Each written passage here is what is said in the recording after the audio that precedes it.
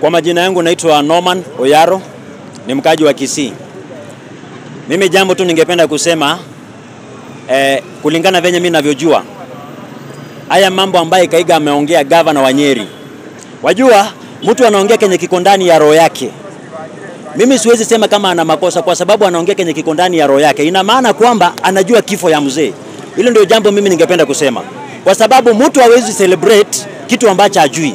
Mimi ningependa kuuliza hivi, maafisa wetu wa serikali, DCI, askari wote, wale watu ambao wana uchunguzi na upelelezi wa hali ya juu, waito hiyo governor wamchunguze kabla aanze kucelebrate venye mzee amelala. Ni miaka ngapi ama miezi ngapi alipanga kifo ya huyu mzee? Mimi nilikuwa najua mzee amelala tu vizuri kwa sababu labda ni miaka yake imefika. Lakini kulingana na mambo ambayo kiongozi anaongea kitu ambacho kiko ndani yake na kitu alikuwa amepanga na kitu amesherehekea, maana alikuwa ameongoja kwa miaka. Huyu governor akuja tuambie aliongoja miaka ngapi mzee alale ndio leo anasherehekea, na alikuwa na huzuni kwa miaka ngapi wakati mzee alikuwa hai. Ndugu yangu kuna kitu ameongea hapo kimenishangaza. Amesema governor aliyekuwa alikufa ndio jamaa akakuwa governor. It means huyu jamaa ni muuaji.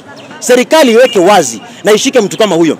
Ni governor wa watu wengi, nchi inamwangalia na mtegemea, lakini mtu mmoja ameleta shida. So hakuna venye anakula mshahara, anafanya vitu na ana celebrate mtu kukufa. Sasa tuambie baba amekufa namna gani ndio tuone mahali. Sina mambo mengi ya kusema. Thank you very much, members of the Forest State. Ladies and gentlemen, my name is Ambassador Steve Jr. I'm a youth leader from Kisii County. As we are all aware, we are in the 7th period that was designated by the President to mourn the death of His Excellency, the Right Honorable Raila Odinga. That notwithstanding, it means that the country is still bleeding and mourning because we lost a hero, a persona who stood for integrity, honesty, and defended justice with all his soul.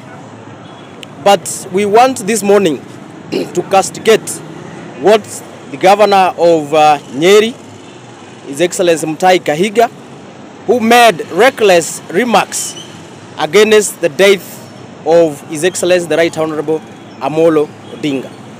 Owing to the fact that we are coming from an history that has been marred with ethnic animosity, we are not going to allow that to happen. We are not going to allow anyone to divide this country. We are not going to allow and see anyone causing chaos and mayhem in this country. And therefore, as the young people of Kisii County, we detest and completely say that the conduct of His Excellency the Governor of Nyeri, H.E Kahiga, should be castigated in the strongest terms possible. And at the same time, we want to call upon government agencies who are responsible to call him to book.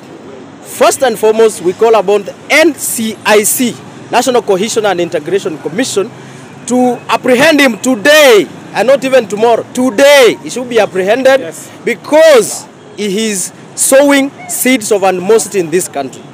Because what he did is against the Public Ethics Act.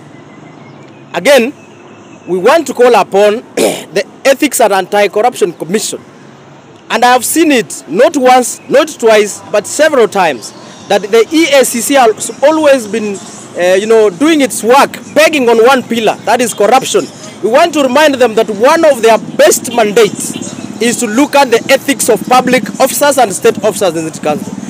H.E Kahiga, and I want to remind you, without in equivocation, that you are a beneficiary of death. You became a governor when someone else who was a governor by then,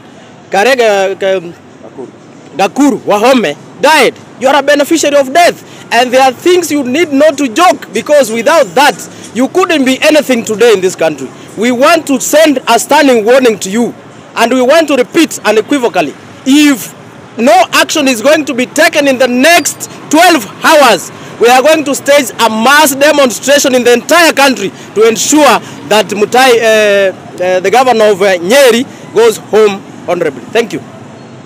Asante sana.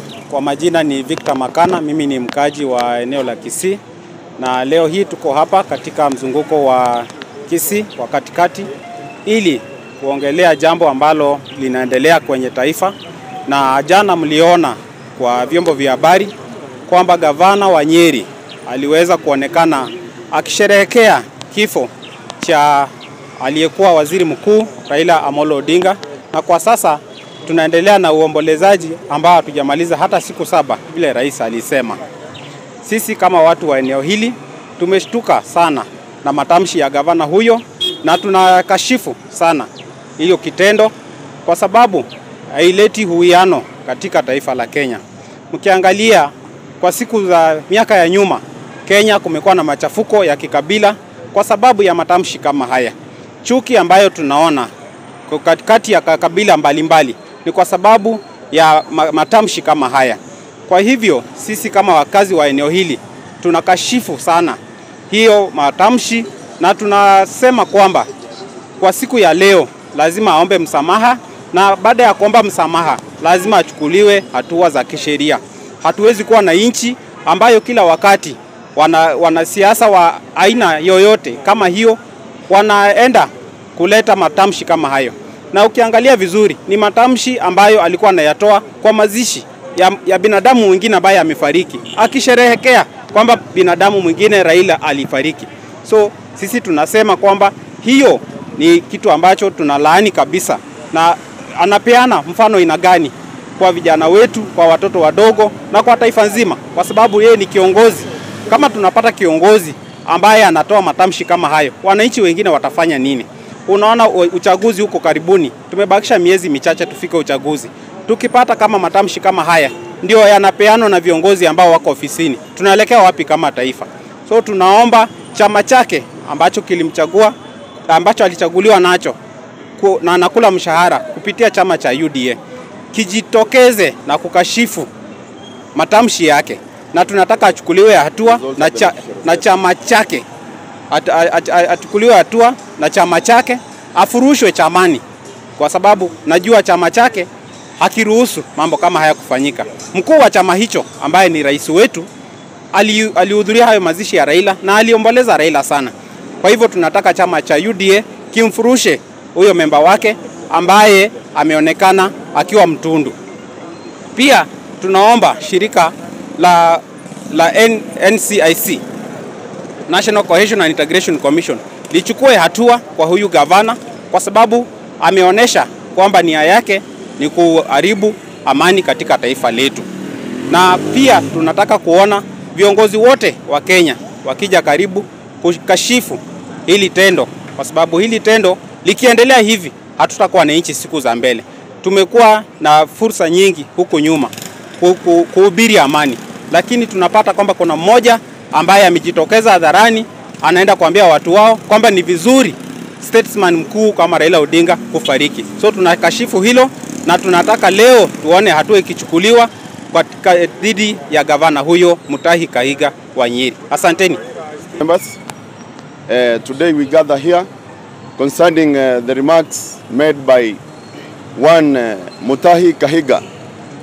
I will not refer him to His Excellency because the remarks he made does not reflect his position.